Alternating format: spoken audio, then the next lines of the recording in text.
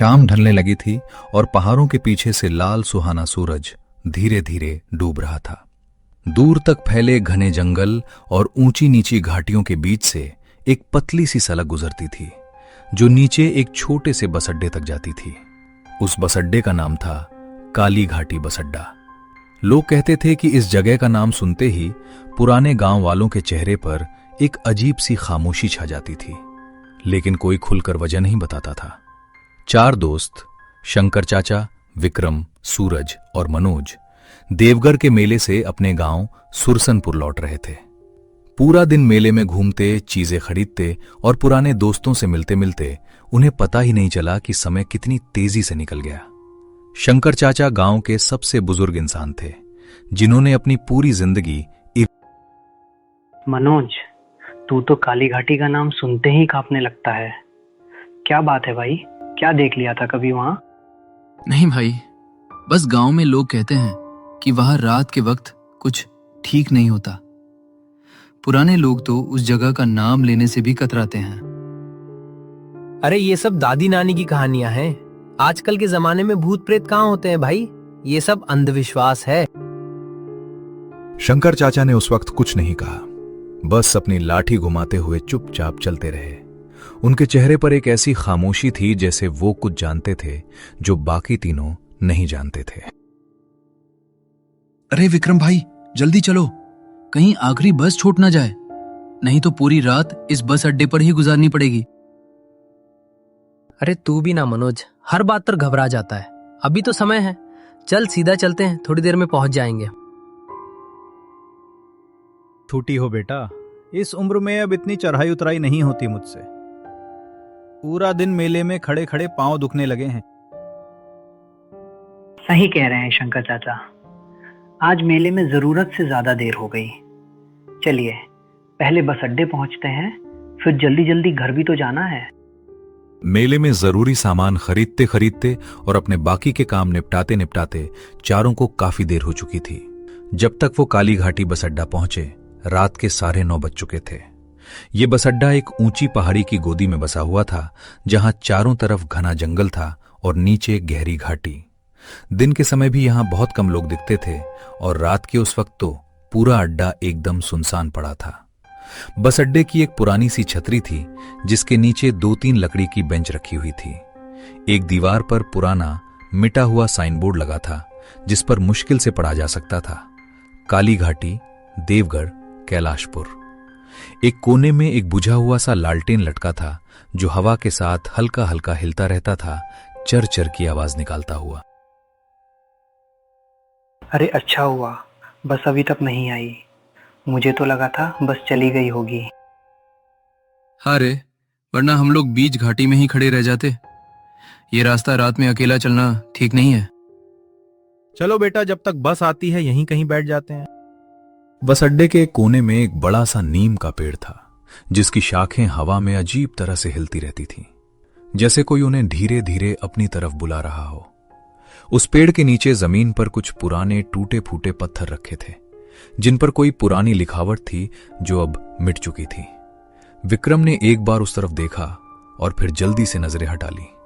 उसे पता नहीं क्यों उस जगह से एक अजीब सी ठिठुराहट महसूस हुई। चारों उस पुरानी बेंच पर जाकर बैठ गए। रात का सन्नाटा, ऊपर से पूरे दिन की थकान, धीरे धीरे सबकी आंखों पर नींद हावी होने लगी। भाइयों, मुझे तो बहुत नींद आ रही है। सुबह से एक पल भी आराम नहीं मिला। बस के आने तक थोड़ी देर आंख बंद कर लूं। मुझे भी बेटा जरा आंख लग जाए तो अच्छा लगेगा। इस उम्र में अब इतना चलना और रात भर जागना नहीं होता मुझसे। अभी बस आने में समय है, थोड़ी देर आराम कर लेते हैं। कुछ ही देर में चारों बेंच पर बैठे बैठे ऊँघने लगे। पूरा बस अड्डा एकदम शांत था। सिर्फ जंगल के कीटों की आवाज और दूर कहीं उल्लू की चीख सुनाई देती थी। अचानक दूर से एक इंजन की भारी भरकम आवाज गूंजने लगी। अरे लगता है बस आ गई रे भाई, उठो उठो जल्दी उठो। चारों जल्दी से उठकर सड़क की तरफ देखने लगे। दूर पहाड़ के मोड़ से एक बस तेज रफ्तार से उनकी तरफ आती दिखाई दी, लेकिन उसकी हेडलाइट्स का रंग कुछ अजीब सा पीला धुंधला था, जैसे कोहरे में लिपटी हो। लगता है यही हमारी बस है। लेकिन अगले ही पल वो बस बिना रुके, बिना कोई आवाज किए उनके सामने से गुजर गई। उसके अंदर कोई सीट नहीं थी, कोई ड्राइवर का केबिन रोशन नहीं था, सिर्फ एक खाली पुराना जंग लगा हुआ बस का ढांचा था, जो अंधेरे में किसी भूत की तरह तेज चली जा रही थी। ये तो खाली बस थी भाई, और इतनी पुरानी कि लगता है सालों से इसकी सफाई ही नहीं हुई। शायद कोई खाली बस डिपो की तरफ जा रही होगी। असली बस अब आएगी। जैसे ही बस उनके सामने से गुजरी थी, हवा में एक अजीब सी सर्दी खुल गई थी, जैसे किसी ने एसी का स्विच ऑन कर दिया हो, बावजूद इसके कि रात गर्मी भरी थी। मनोज को अपने हाथों पर रोंगटे खड़े होते महसूस हुए थे, और सूरज को एक पल के लिए लगा था जैसे उसने बस की खिड़कियों में कुछ धुंधले चेहरे देखे हों। लेकिन जब उसने दोबारा ध्यान से देखा, बस जा चुकी थी। तुमने भी कुछ देखा क्या सूरज? पता नहीं भाई, शायद मेरी आंखों का धोखा था। इतनी रात को ऐसी चीजें दिखना आम बात है। कुछ ही सेकंड में वो बस घाटी के अंधेरे में गायब हो गई, और बस अड्डे पर फिर से वही भयानक सन्नाटा लौट आया। तभी एक पुराने खरखराते हुए लाउडस्पीकर से आवाज गूंजी, जो पता नहीं किस खंबे पर लगा था, क्योंकि बस अड्डे पर तो कोई बिजली का कनेक्शन था ही नहीं। यात्री कृपया ध्यान दें। काली घाटी से सुरसनपुर जाने वाली आखिरी बस आज रास्ते में लैंडस्लाइड की वजह से रद्द कर दी गई है। यात्री कृपया सुबह 5 बजे चलने वाली अगली बस का इंतजार करें। असुविधा के लिए खेद है। ये क्या हो गया? मतलब अब पूरे 60 घंटे यही रुकना पड़ेगा? पता नहीं ये रात कैसे कटेगा। वाह रे किस्मत, इतनी जल्दी भाग कर आए और बस ही रद्द हो गई, और एक बस आई भी तो खाली ढांचा निकली। अब सुबह 5 बजे तक यहाँ बैठना पड़ेगा, और कोई रास्ता भी नहीं है। इस घाटी में रात में पैदल जाना खतरनाक है। कुछ देर तक चारों चुपचाप बैठे रहे। विक्रम, जो अभी तक सबसे ज्यादा बेसब्र और बेबाक दिख रहा था, अपनी घड़ी बार बार देख रहा था। ये सब बिजली का कनेक्शन ना होना, लाउडस्पीकर का अपने आप बजना, कुछ तो गड़बड़ है। जरूर कोई पुराना जनरेटर होगा जो कभी कभी अपने आप चल पड़ता होगा। तू अभी भी सब कुछ समझाने की कोशिश कर रहा है विक्रम भाई, लेकिन मुझे तो ये जगह पहले से ही ठीक नहीं लग रही थी। छोड़ना ये बातें, चलो कोई खेल खेलते हैं, वक्त कट जाएगा। लेकिन कोई भी खेलने के मूड में नहीं था। हर कोई अपने अपने ख्यालों में खोया था, जब अचानक मनोज की नजर बस अड्डे के दूसरे छोर पर पड़ी। शंकर चाचा, जरा उधर तो देखिए, वहां कोई खड़ा दिखाई दे रहा है। सबकी नजरें उस तरफ घूम गईं। बस अड्डे के उस हिस्से में जहां रोशनी बिल्कुल नहीं पहुंचती थी, एक बूढ़ा आदमी खड़ा था। सफेद धोती कुर्ता, कंधे पर एक पुराना खादी का झोला, और सर पर एक पुरानी धूल मिट्टी से भरी टोपी। वो कुछ पल चुपचाप उन्हीं की तरफ देखता रहा, जैसे उन्हें पहचानने की कोशिश कर रहा हो। फिर वो धीरे धीरे उनकी तरफ बढ़ने लगा। उसके पैदल चलने की कोई आवाज नहीं आ रही थी, जैसे वो जमीन को छुए बिना ही चल रहा हो। विक्रम, जो अभी तक सब कुछ तर्क से समझाने की कोशिश कर रहा था, इस बार खामोश हो गया।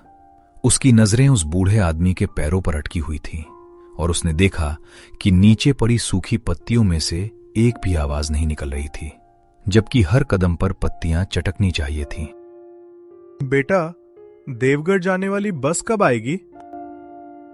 बाबा, आप देवगढ़ की बात कर रहे हैं? देवगढ़ का पुराना बस स्टॉप तो बरसों पहले बंद हो चुका, अब वहां कोई बस नहीं जाती। बंद हो चुका? नहीं बेटा, ऐसा नहीं हो सकता।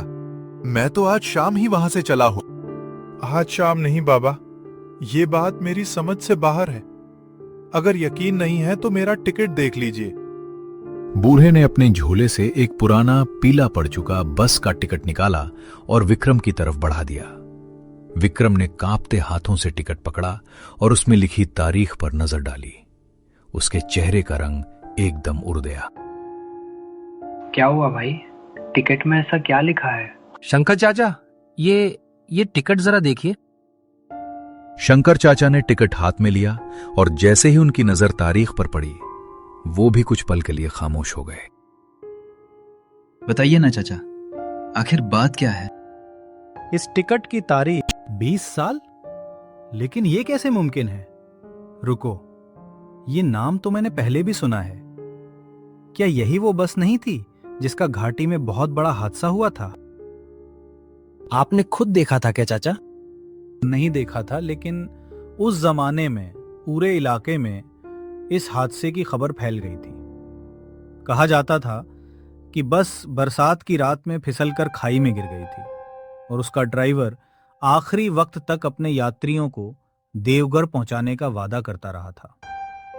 लोग कहते हैं कि उसकी आत्मा आज भी अपने उस अधूरे वादे को पूरा करने की कोशिश करती है। ये सुनकर सबके रोंगटे खड़े हो गए। बस अड्डे की हवा जैसे और भी ठंडी हो गई थी।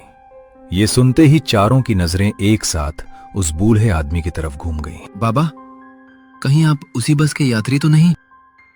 पता नहीं तुम लोग क्या कह रहे हो बेटा, मुझे तो बस देवगढ़ जाना है। इतना बता दो, देवगढ़ जाने वाली बस कब आएगी? कुछ पल तक कोई कुछ नहीं बोला। फिर बूढ़ा आदमी मुड़ गया और धीरे धीरे बस अड्डे के उस अंधेरे हिस्से की तरफ चलने लगा जहां जंगल शुरू होता था। बाबा रुकिए तो सही, आखिर आप कहना क्या चाहते हैं?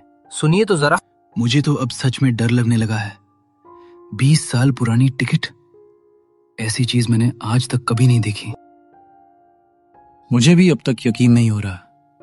जो आदमी अभी हमारे सामने खड़ा था, उसके हाथ में 20 साल पुराना टिकट था और उसके पांव की कोई आवाज भी नहीं आ रही थी। हाँ, उनकी नजरें अभी भी उस अंधेरे पर टिकी थीं जहां बूढ़ा आदमी गायब हुआ था। उसका ख्याल किसी के भी मन से नहीं निकल रहा था। कुछ देर तक चारों चुपचाप बैठे रहे। तभी शंकर चाचा उठकर खड़े हो गए। बेटा, मुझे बड़ी जोर की प्यास लगी है। देखो, कहीं पानी का कोई हैंडपंप या नल दिखाई दे रहा है क्या? हाँ, शंकर चाचा, उधर बस अड्डे के आखिरी सिरे पर एक पुराना हैंडपंप लगा हुआ है। चलिए, मैं भी आपके साथ चलता हूँ। शंकर चाचा और मनोज हैंडपंप की तरफ बढ़ने लगे।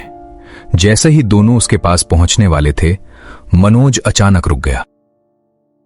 शंकर चाचा, जरा उधर देखिए। हैंडपंप के पास खड़ा वो आदमी, क्या आपको भी वही दिखाई दे रहा है? दोनों ने ध्यान से देखा। नल के पास वही बूढ़ा आदमी खड़ा था, लेकिन इस बार कुछ अलग था।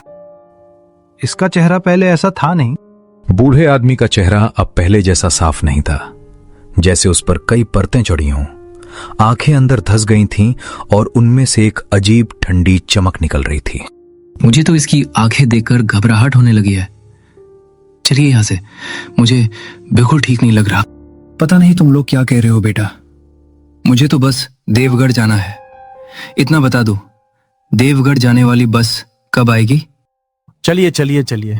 शंकर चाचा ने मनोज का हाथ पकड़ा और दोनों तेजी से वापस बेंच की तरफ भागे। वो आदमी फिर से दिखा, लेकिन अब उसका चेहरा पहले जैसा नहीं था। जो हमने अभी देखा है, उसे देखकर मेरी रूह कांप गई। वो कोई साधारण इंसान नहीं है। ये सुनते ही विक्रम और सूरज भी घबरा गए। अब किसी को हिम्मत नहीं हो रही थी कि बस स्टॉप के उस हिस्से की तरफ जाए जहां बूढ़ा आदमी दिखा था। समय अब बहुत धीरे धीरे बीतने लगा। शंकर चाचा, मुझे तो बस सुबह होने का इंतजार है। आज की रात खत्म होने का नाम ही नहीं ले रही। हिम्मत रखो बेटा, बस थोड़ी देर और, तो सब ठीक रहेगा।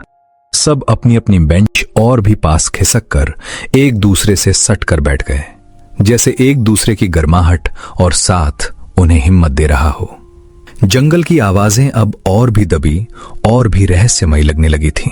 कभी कभी लगता जैसे दूर कहीं से कोई धीरे धीरे गुनगुना रहा हो, कोई पुरानी लोक धुन जो हवा के साथ आती और फिर गायब हो जाती। सुनाई दे रहा है ये तुम लोगों को? हाँ, कुछ गा रहा है, लेकिन कौन? कान बंद करो। जो भी है, हमें उसकी तरफ ध्यान नहीं देना। चुपचाप बैठे रहो। पर वो आवाज कभी पास आती, कभी दूर चली जाती। एक बार तो ऐसा लगा जैसे वो गुनगुनाहट बिल्कुल उनके पीछे से आ रही है। लेकिन जब सूरज ने मुड़कर देखा तो वहां कुछ नहीं था, सिर्फ घना अंधेरा और हवा की हल्की सरसराहट। कुछ देर बाद वो गुनगुनाने की आवाज बदल गई। अब वो किसी बच्चे की हंसी जैसी लगने लगी, लेकिन उसमें खुशी नहीं थी, बल्कि एक अजीब सी उदासी थी। जैसे कोई बहुत दूर से बहुत अकेला होकर हंस रहा हो। मनोज ने अपने कान दोनों हाथों से ढक लिए और अपना सिर शंकर चाचा के कंधे पर टिका दिया। ये कब खत्म होगा चाचा? चलो बेटा, जल्दी बस में बैठो, अब एक पल भी यहां नहीं रुकना। सब जल्दी जल्दी बस में चढ़ गए। बस जैसे ही चलने लगी, सबने एक साथ बस स्टॉप की तरफ मुड़कर देखा और एक पल के लिए धुंधले अंधेरे में उन्हें वहां बूढ़ा आदमी फिर से खड़ा दिखाई दिया, अपनी जगह पर स्थिर, उन्हें जाते हुए देखता हुआ। मैं तो अब कभी रात में उस बस स्टॉप के पास नहीं रुकूंगा। आज जो हमने देखा उसे भुलाना आसान नहीं होगा। सच कहते हो, अब तो बस घर पहुंच जाए और कुछ नहीं चाहिए। कुछ ही देर में बस ने सुरसनपुर के पास वाले टर्न पर पहुंच लिया। सबका दिल धीरे धीरे शांत होने लगा जब उन्होंने अपने गांव की जानी पहचानी गलियां देखी। आखिरकार अपने गांव पहुंच गए। सब अपने अपने घर की तरफ चल दिए, लेकिन उस रात की याद कभी उनके जहन से नहीं गई।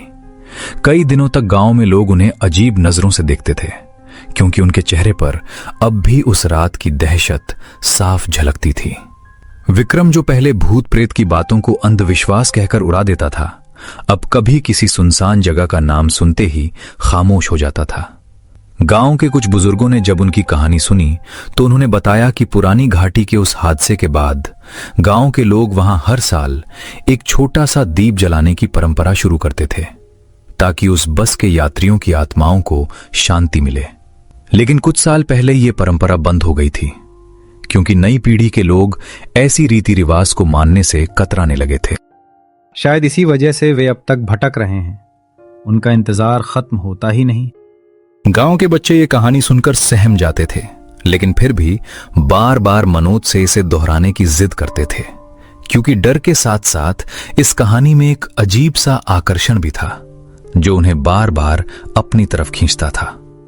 आज भी जब कोई सुरसनपुर का गांव वाला उस पुरानी घाटी से गुजरता है तो गाड़ी की रफ्तार अपने आप तेज हो जाती है और नजर बिना चाहे भी उस पुराने टूटे फूटे बस स्टॉप की तरफ घूम जाती है, इस उम्मीद के साथ कि वहां कोई नहीं होगा, और इस डर के साथ भी कि शायद अब भी कोई वहां खड़ा किसी अधूरे सफर का इंतजार कर रहा हो।